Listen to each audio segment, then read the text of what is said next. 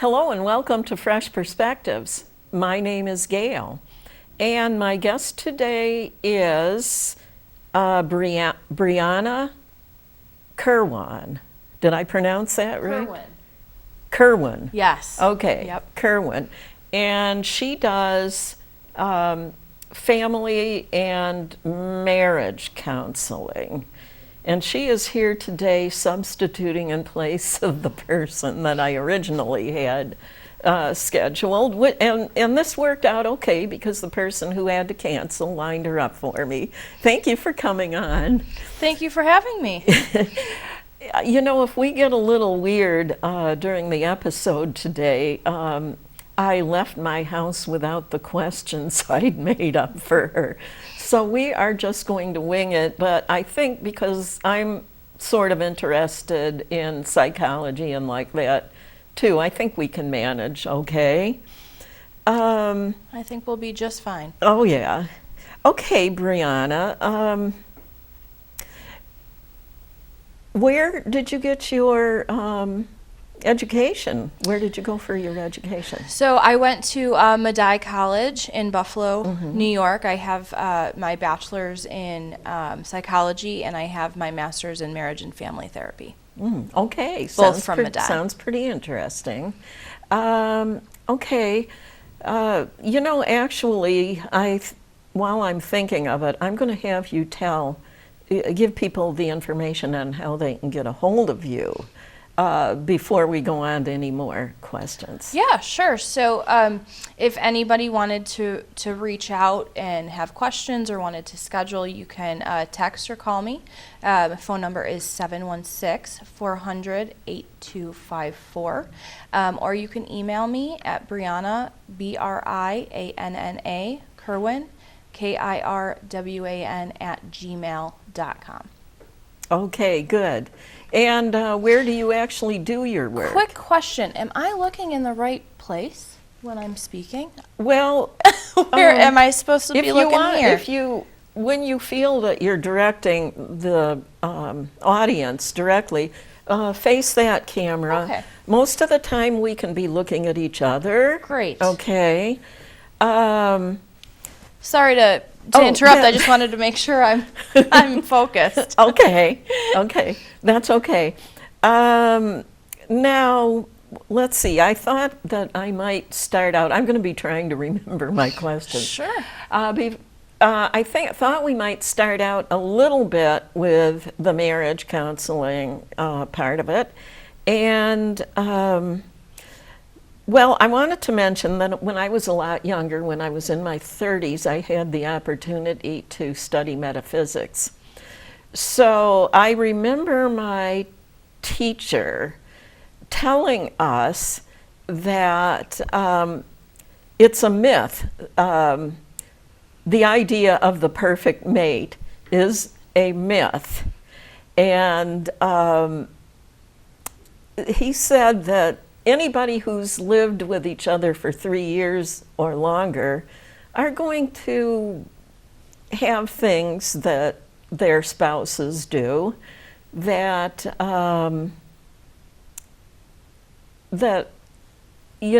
irritate each other. The little annoyances. Yeah. It's never going to be perfect. You're never going to see eye to eye 100% of the time.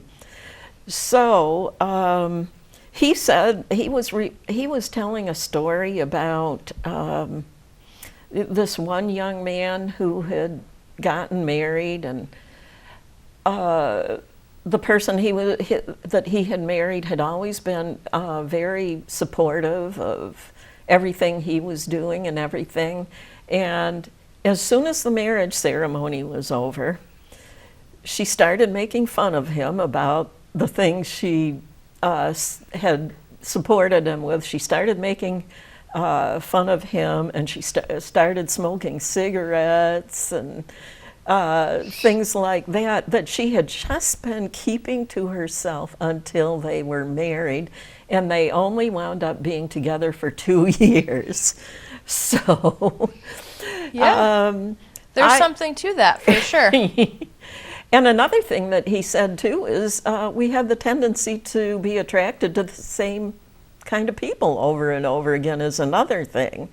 So sometimes people go through several different relationships And can't figure out why they keep being in the same situation over and over again. Yep, It's absolutely. there's just something about the people that they're attracted to. So Yeah, both of those things are pretty accurate. I knew a couple who was together for 17 plus years and didn't want to get married.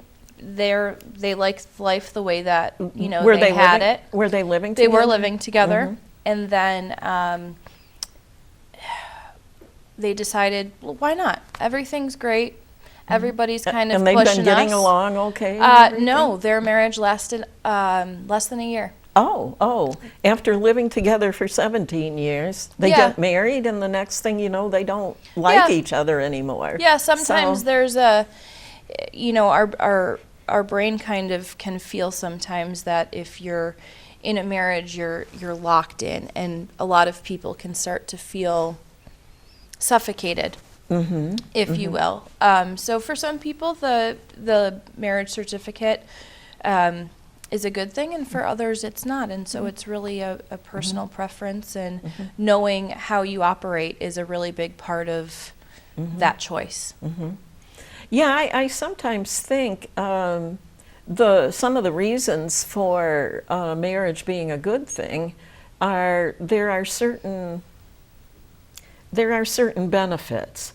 Like if the one spouse has only works part-time and they're at the part-time job that doesn't have like health insurance, and the other half of the couple does have a full-time job, then they can be covered by their spouses. Yeah.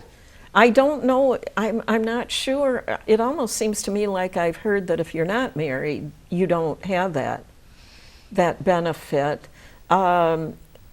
There's an attorney that I've had on Fresh Perspectives from time to time, and he's one of these attorneys that specializes in estate planning and wills and trusts and all that. And I think there can be problems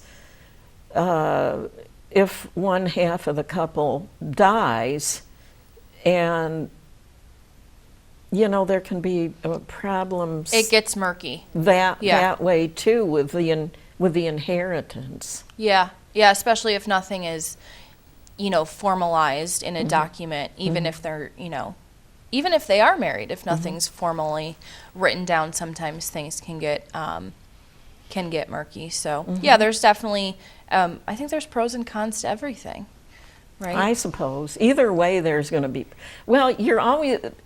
it's part of life to have problems. Sure.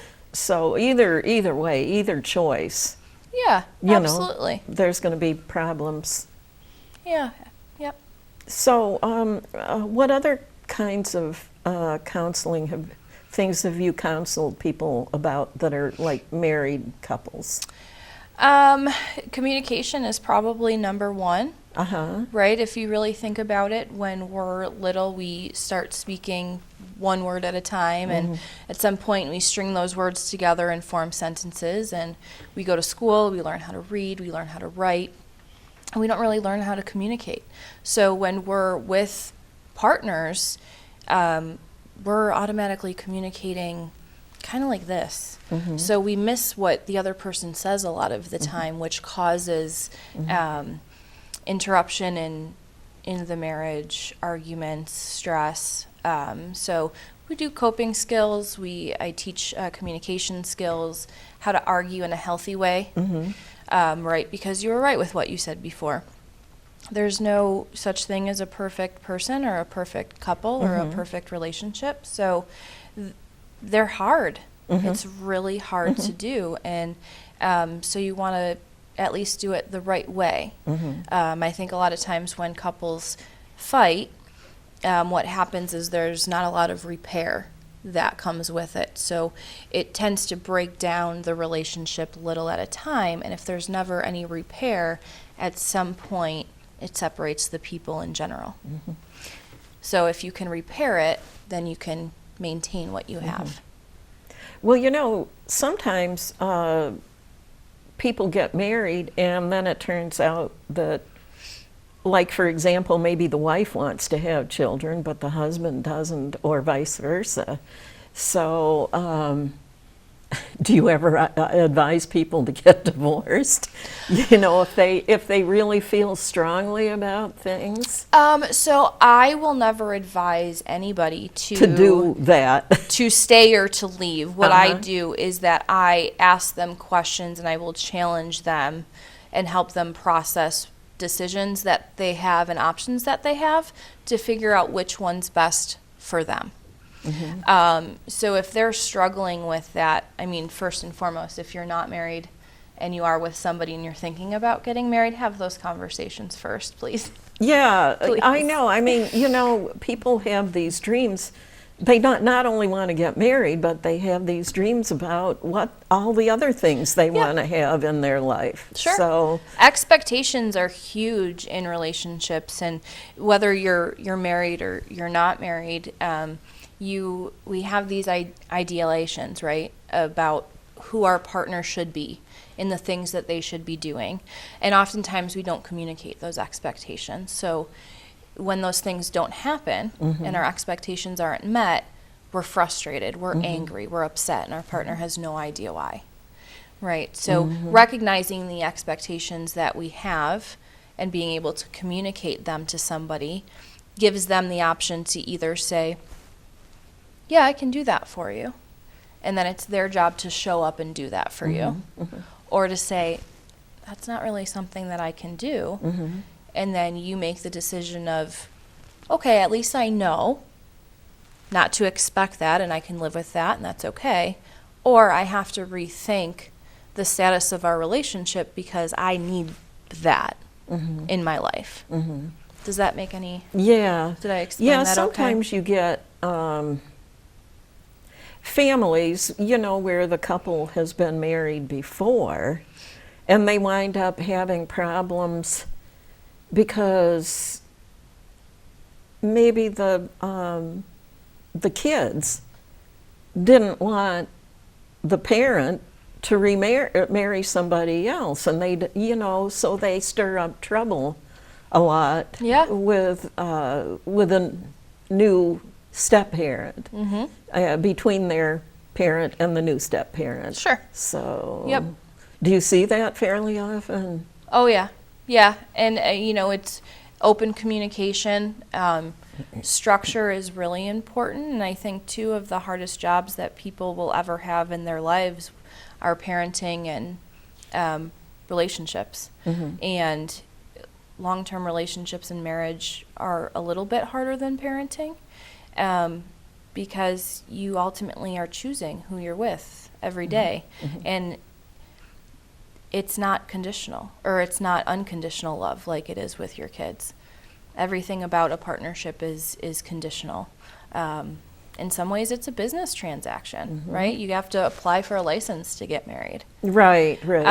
You have to fill out all of this paperwork. There's so many different transactions in order to make a marriage. It's a contract, really. And that contract really has to be shifted every once in a while, right? You have kids, you buy a house, all of these big transitions happen, and people never think to sit back down at the table and say, hey, this has changed, we need to renew our contract.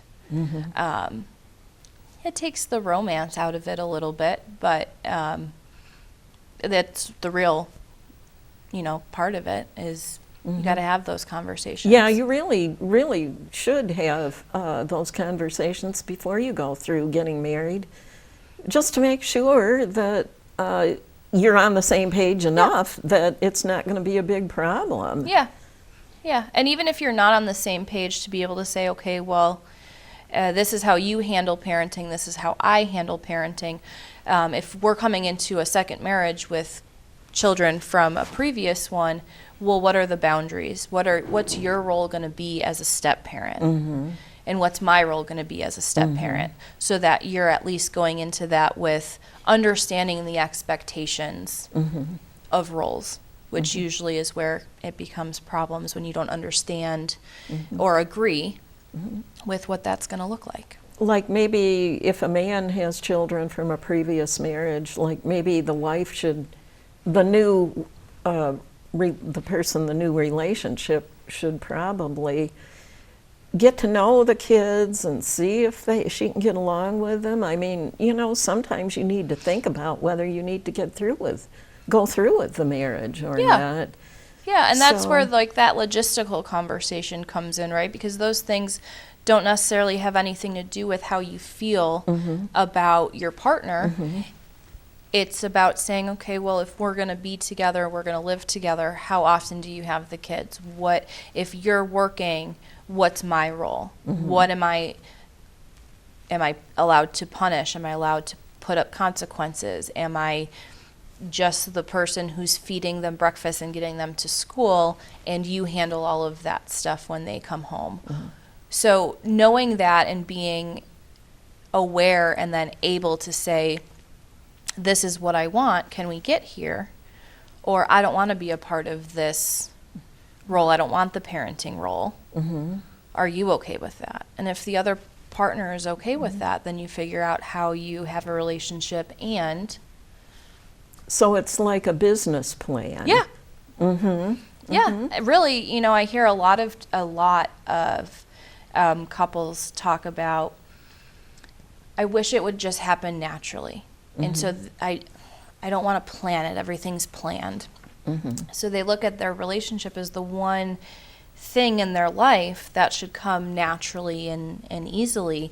And the reality is, when you start dating somebody, you don't just show up at the same restaurant at the same time without talking about it, right? You can't. Right. You have to plan it. You have to plan it, because the one whose idea it is would show up, and the other one wouldn't be there. You know. Yeah. You've got to tell the spouses have to tell each other things. Yeah, and so people forget about that, because in the beginning, it's all emotional. So they're not thinking about the planning process. Yeah, it's kind of a magical feeling when you first fall in love. It's kind of a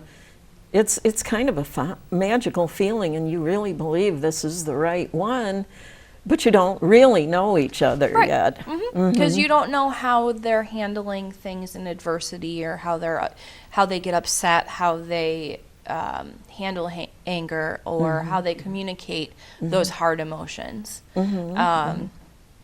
So, you know, when you're falling in love, it's my professor had told me at one time, when you're falling in love, our brain is tricked into feeling the same way as if you were high.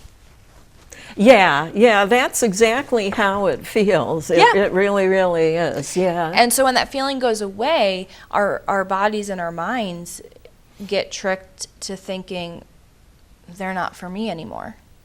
You have to work to keep that feeling there, and it's not going to be so constant, because it's replaced with safeness, right? Which is ultimately what we want. We want to be with somebody who makes us feel safe and calm, and those are transactional conversations of, you know, how this is how you make me feel, because those butterflies aren't there anymore. Our brain changes and thinks that it's over. Well, you know, one thing I wanted to bring up, and you hear about it more nowadays. When I was young, nobody was warning you about this stuff. But you hear of men who abuse their wives. And there are, if a man is an abuser, there are red flags that they know about now that they didn't years ago. It's more recent research. Now they are saying if if a man tries to get you to make a commitment really quickly, like you've maybe been over on, Love a bombing. month or dating a month or something, and they want you to get married and start having sex and everything, and they're now saying that is a red flag. Yeah. Yeah, it's called love bombing. Love bombing. Love bombing. And basically, so I'll tell a lot of my clients two things. One is that you never want to make decisions, especially big ones, when you're feeling emotional. Mm-hmm. Right? When you're upset, when you're super ecstatic. If you're at the casino and you're winning, you're automatically, right? You're feeling that high, that intensity. So you keep on. So you want to keep going. So you want to keep on gambling. Until all of a sudden you lose everything. Yeah. And then you go, oh, I should have, if I was thinking instead of feeling, I would have stopped. Mm-hmm. Right? So love bombing is kind of just in your face of making you feel special and like you're the only one and you're perfect, and getting you to feel all of these ooey gooey good feelings so that you're more likely to agree with and make decisions because you're in such a good place. Mm-hmm. So I'm always advocating for feel it, right? We can't control our feelings. They're just there. Feel it. And then once you're balanced out and you're back in your logical brain, that's when you want to make a decision. Mm-hmm. And in order to make a logical decision, you have to ask the logical questions, which are the harder questions that a lot of people, when they're falling in love, don't want to ask because they don't want to scare that potential partner off. And if it's the right person, they won't be scared off. And then they wind up getting married and find out that they're desperately unhappy because they're living with somebody that they don't necessarily love, really. I think sometimes they get lured into it. Yeah, that's part of that love bombing of, I'm going to make this person feel like this is how it's going to be all the time. Mm-hmm. And who doesn't want to feel loved or important? And then it stops. Mm-hmm. And typically when that pattern of abuse happens and that person starts to recognize, I want to get out, that's exactly when that partner will start to show up again and love bomb again to keep them. Oh, really? Yeah. So there's quite a pattern of abuse because it's one of the hardest things to get out of. And that's because when it's good, it's the best you've ever had. And when it's not, it's really scary. Mm-hmm. Yeah. And people do tend to be on their best behavior until after the marriage ceremony. So, another topic I would like to talk about, because family counseling includes children. And I'm thinking, have you counseled people that have been being bullied? Like children, I'm talking about. I have not personally. I have had experience in my personal life with children and bullying, if that counts. Yeah, I think it does. For the conversation? I think it does. It's really scary, especially now with all the well, social medias. It's getting worse. When I was a little girl, it was mainly verbal abuse. But now kids are killing each other. Yeah. It just, I don't know why it's getting worse, but... Access, I think, is a big part of it. I mean, when you were a kid, and even really when I was a kid, if somebody was in school and it was the verbal abuse, once you went home, you were safe. They didn't have access to you. Right? You don't have cell phones. They only have your house number if you wanted them to. But once you came home, you were with your people, your circle of friends, your family. And now it's in school, but these devices that we have in our hands at all times. We have access to each other 24 hours a day, 7 days a week. So it's easier. It's easier to send emails and to type or to videotape somebody and put it out there on social media for everybody to see after you've, gone home from school. So it's scary, very scary. Yeah, because in recent years, I've been hearing of instances of children committing suicide because they're bullied so much that they're afraid to go to school or anything. So Yeah, and then when, if you think about it, you're in school probably more than you are at home. Right. And so when those voices are activated in your head constantly about them trying to tell you who you are and what's wrong with you, you start to believe all of those things. And you feel like you can't get away from it. And they're feeling like that's the only way out. And it's well, not. I think maybe before we ever start kindergarten, we should be taught things about what people are like, because there was somebody in my class in school. It started out in first grade when a third grade boy decided he wanted me to be his girlfriend, and she found out he was from my same school bus, but she wasn't, she wasn't part of that clique that rode that particular school bus. And one day, after a few months, it got into the winter months, I had to walk past his classroom to get to my classroom, and she was in my class, and she's standing outside in the hallway, outside the door to the class, and my third grade boyfriend is whistling at me, and she goes, who's that? And I said, oh, he's my boyfriend. She gave me the dirtiest look. Have you ever heard the expression, if looks could kill, I'd be dead? She went out of her way to make my life miserable until she quit school when she was 16. And it was all because of that third grade boyfriend, who was not my future husband or anything. Sure. It was just one of those puppy love things when you're a kid. Sure. And that seemed to really bother her, and it was like she was stirring up trouble for me my entire school life. But as an adult, having studied metaphysics and stuff like that, if I had known what I know now, I would have known that it would have been perfectly fine for me to ignore all of the stuff that she was doing and trying to get other kids turned against me and something, since it was only verbal abuse at the time. Sure. But,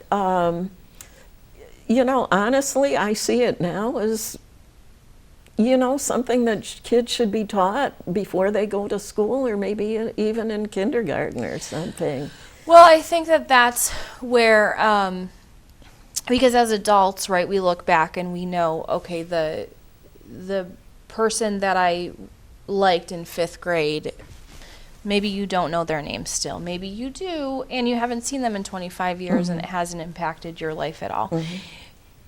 When you're trying to tell a child that, though, it's really hard because they can't see that far down the road. They're very much... It's way off in the future. Yeah, and they don't believe you. And they don't have any experience. No. And it was first grade before I experienced anything like that. Yeah. So...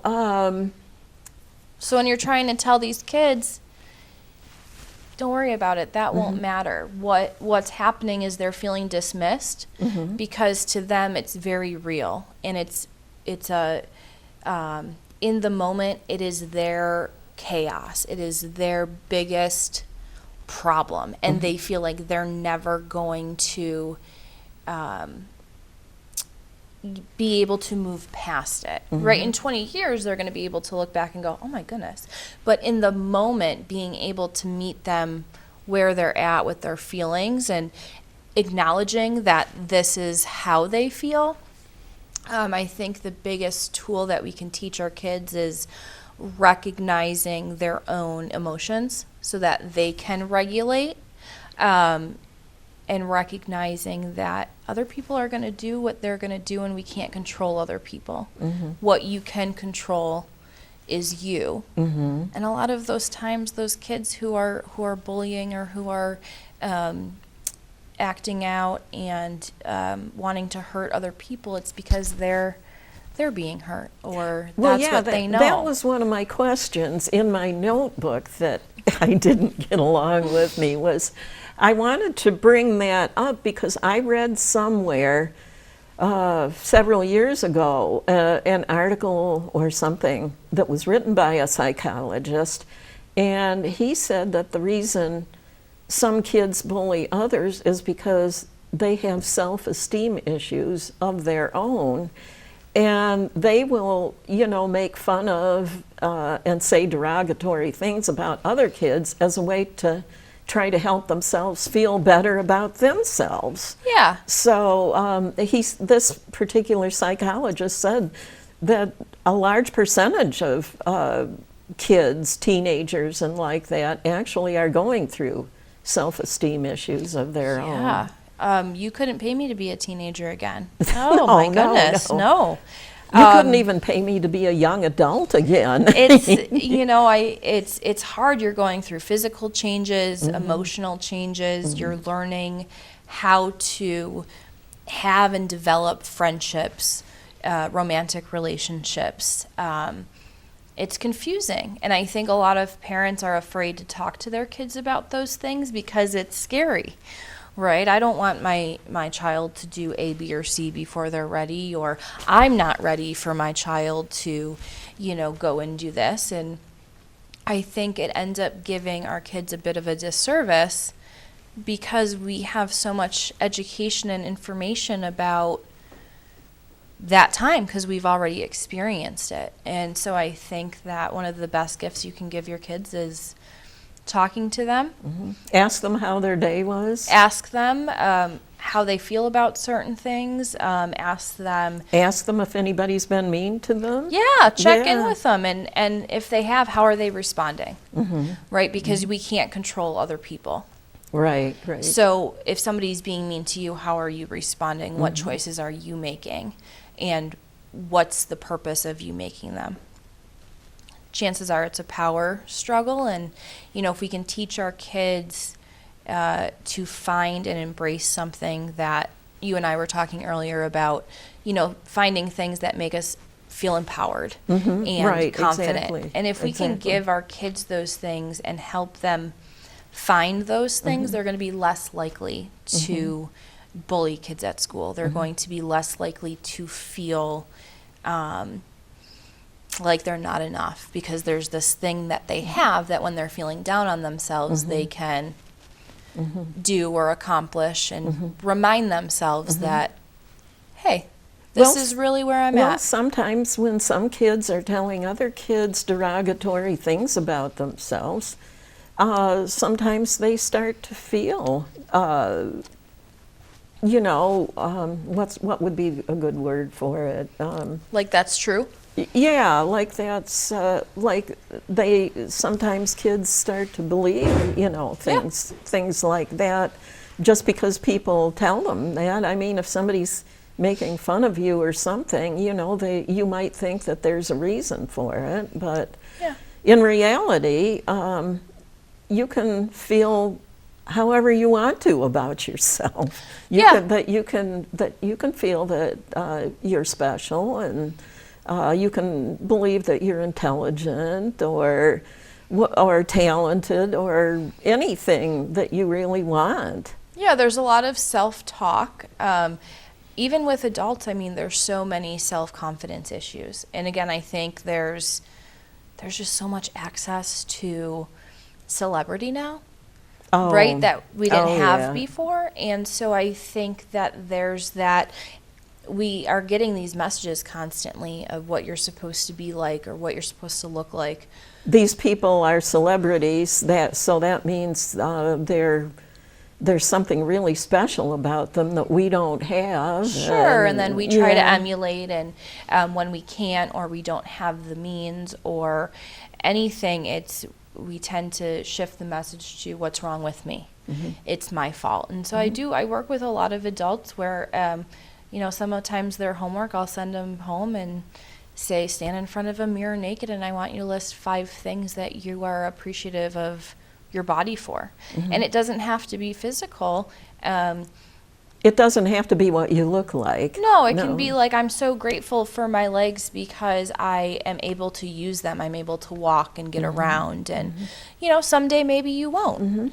And, I got really into being a health nut, too, after I became an adult, and around about the time I was 25 years old. And one thing, if you know you're taking really good care of yourself, one of the things that you can say is, one of the things that you like about yourself is that you had the good sense to live a healthy lifestyle.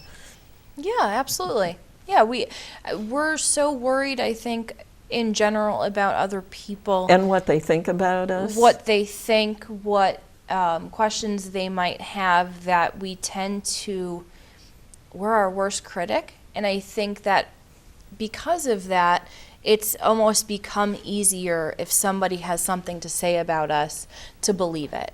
Because chances are we've already thought that about ourselves, or question that about ourselves, versus being kind to ourselves and, saying nice things about who we are and what we have to bring to the table. Right. One of the things that I meant to ask you at the beginning of the episode, I'm just thinking of That's now okay. because I left my questions home, is what caused you to be attracted to being in this line of work? Are you somebody who's always, even very young, been a very sympathetic, kind of person that cared about other people's well-being? Yes, and originally I went to school to be an art teacher. Oh my gosh, really? Yes, I loved art. My best friend was 4 years older than me, and we did a lot of things very similar. So that's kind of how it led me there. And then, ironically, I ran into one of my old elementary teachers when I had switched majors. Oh, okay. And she had said, thank goodness. That you had changed. That I had changed, because I remember I was down in Florida. What had caused me to change was I was down in Florida visiting friends and family, and we went to go see one of the friends that was a teacher. And I had talked to the principal there actually about a job, and they were like, oh my gosh, we would love to, have you.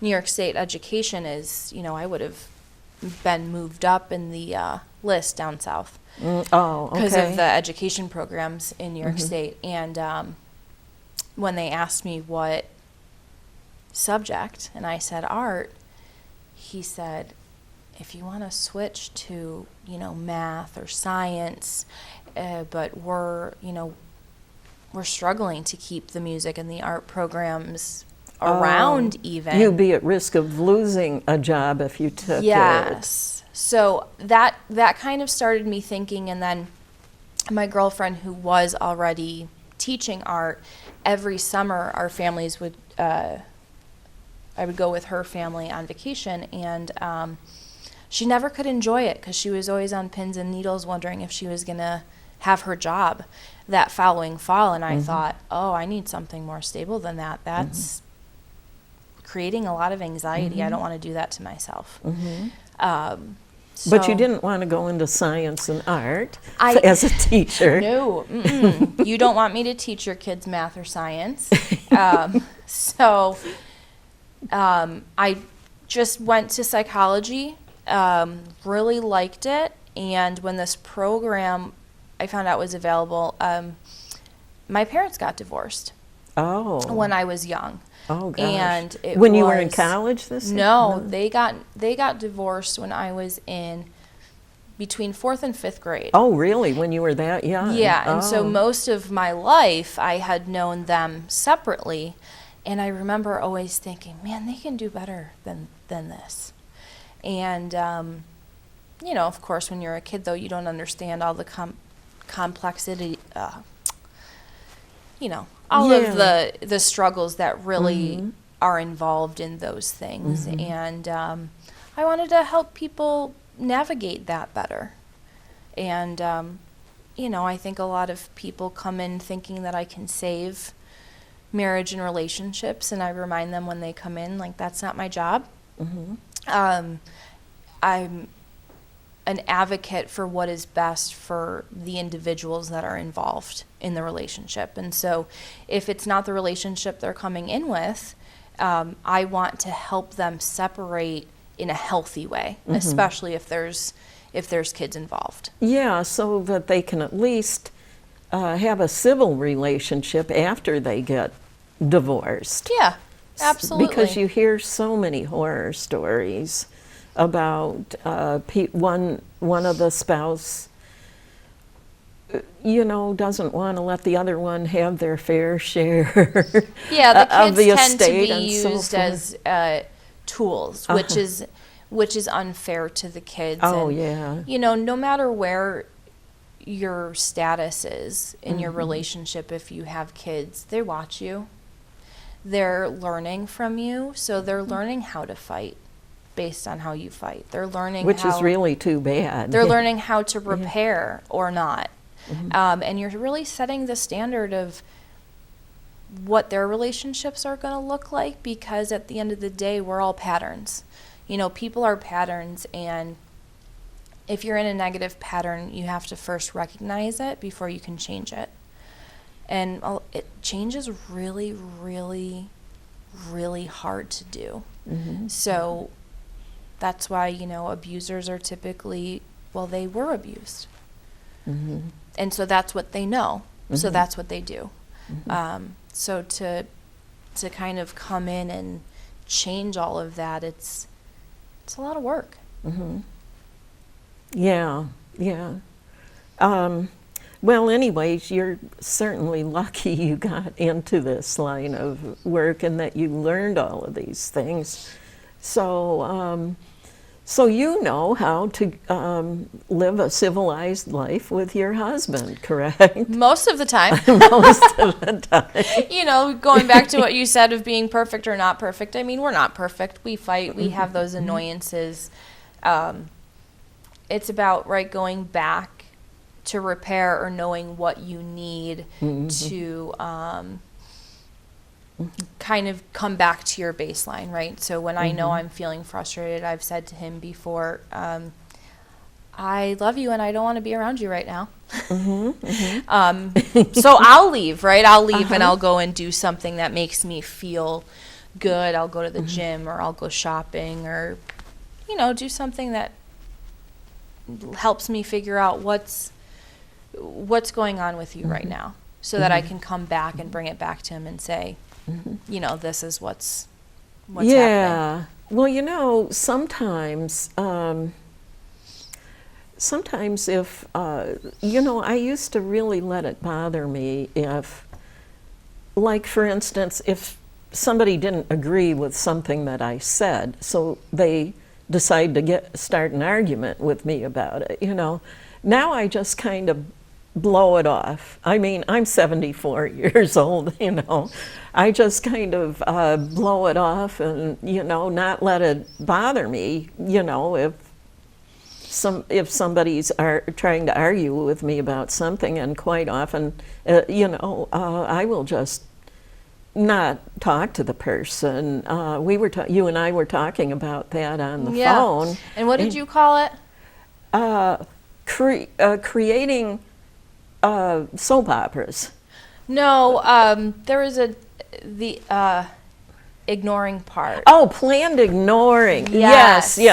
Yes, my viewing audience already knows this about me, that I worked at the resource center in a couple of different group homes for 21 years. I did that. And At this one in-service we had to go to with a psychiatrist, it was an in-service on how to deal with behavior problems and things. And I remember him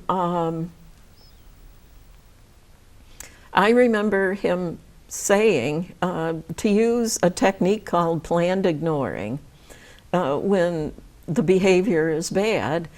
And I remember asking a question, well, the only thing is the other people that live in the home are going to wonder why we're not doing something about this person that's misbehaving. And he because just because they feel, Sure. that you should punish them or something. And he said something about, well, just take the ones that are behaving away from the one that's misbehaving and get a fun activity going with them. Yeah. So, Yeah, I like that. yeah, planned ignoring, he called it, you Yeah. know, so. A lot of it is like being intentional with our actions or our behaviors and knowing why we do certain things. So to me, when I hear the planned ignorance, the difference in that is the intention. You know what you're doing and you know the purpose of it. A lot of couples will say, well, I'll just ignore them and I'll, well, what's your purpose in that? Well, I don't know. and that's where But I you can know, say, I do think that if you're not ignoring the bad behavior, you're probably directing creative energy towards it. Sure. If you involve yourself Sure. in, having a disagreement with a person. Yep. And So- that's where like the repair is very important, right? Because if you're engaging, a lot of times it's a power struggle. I want my partner to be on my side and to agree with what I'm saying. And then they're arguing back, right? Chances are because we're also not communicating those feelings properly. When we slow down, and I'll ask, what's the purpose of having your partner believe the same thing that you do? How is it affecting your life or the choices that you're making daily? And a lot of times I'll watch people kind of think about it and go, it doesn't. So, well, what's the purpose of talking about it? And sometimes they'll agree and say, okay, we know that we don't agree on this aspect, so it's not something that we can talk about. We're just going to take it off the table because it doesn't do anything good for us. If the purpose is learning, right, well, then you want to hear what your partner says because you want to learn probably information that you don't have. Maybe you will decide to change how you feel. You have to be open, though, to hearing facts versus this is how I feel. And this is how you feel because I feel this way. So really slowing it down, and I like that question a lot. I ask a lot of people that question of what is the purpose? And that's why for planned ignoring, it's intentional. Your purpose is to de-escalate the situation. Your purpose is to not engage because your heart rate's probably going to go up, right? Your blood pressure is going to go up. It's not going to be good for you. So there's a plan there. It's an intentional move versus I'm just going to ignore or avoid because I don't know what else to do, and I don't know how to come back to it either. Does that make any sense? Yeah. So when you're making intentional decisions, there's a plan. Right? You understand why you're doing it, the benefits that it has, and ultimately it will help you come up with a solution like that gentleman had said, when you're doing the ignoring here, you can redirect the group here and you can reinforce their positive behavior here. Well, I have had instances over the course of my lifetime where people would start, and I think it was just like I was starting to say, creating soap operas as a way to entertain themselves. And I don't mean you're watching television. Sure.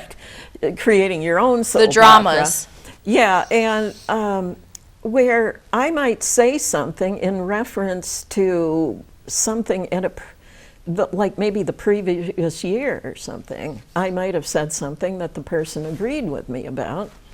And maybe I'll say something a long time later after that about it, the same subject again, and the person will start disagreeing with me about the thing they seemed to agree with me before. So when they're doing that they want to have some fun messing with your head, Yeah.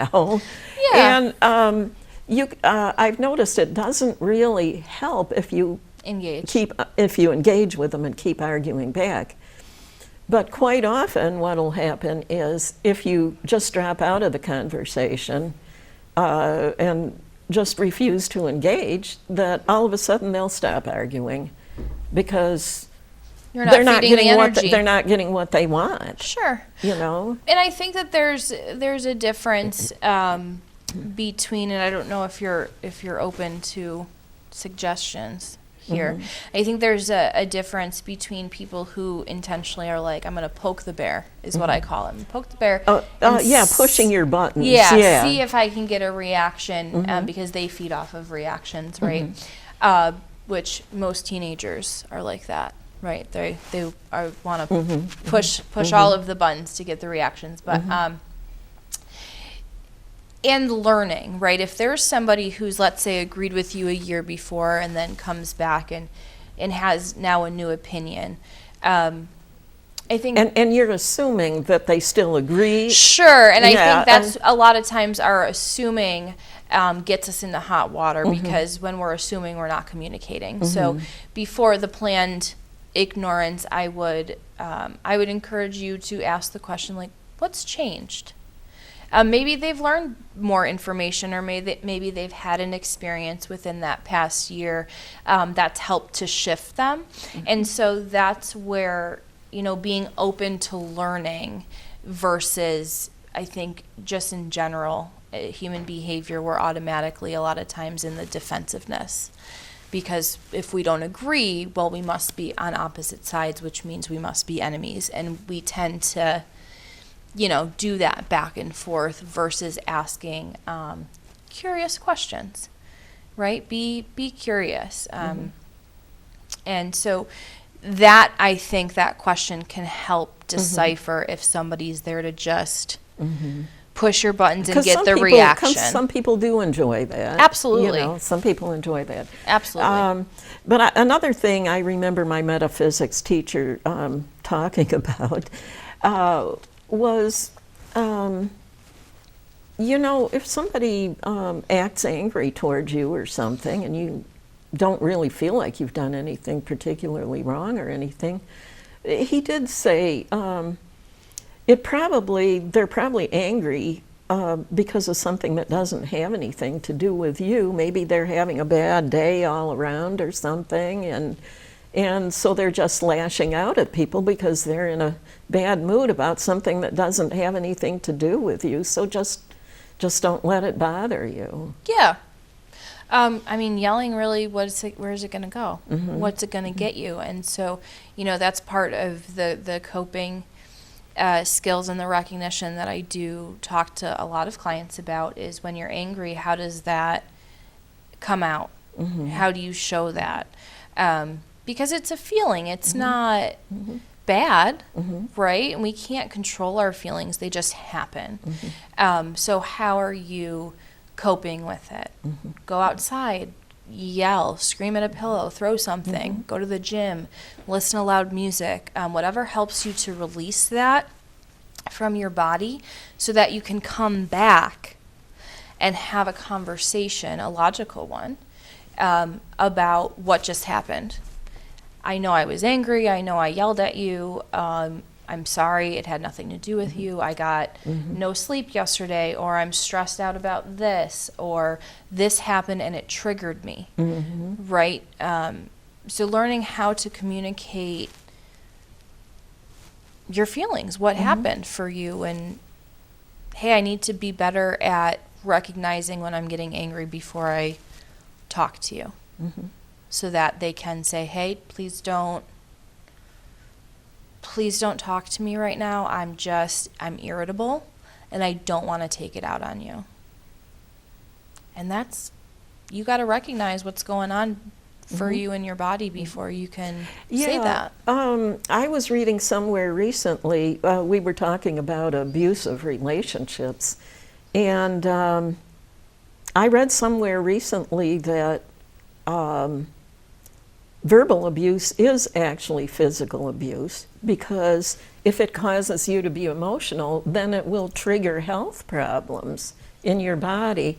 I remember when I first started practicing yoga the first couple of years, all of those feelings, you don't necessarily get rid of them if somebody's hurt your feelings or something. And I remember I'd be doing yoga exercises right after I got up in the morning, and all of a sudden there's something about doing yoga exercises, and it would bring up one of those times, the memory of one of those times that somebody had hurt me, and I would just start sobbing, and wouldn't be able to stop for a long time because it would just bring it up. Yeah. The yoga has this purifying effect that brings up all of this stuff so that you can get rid of it.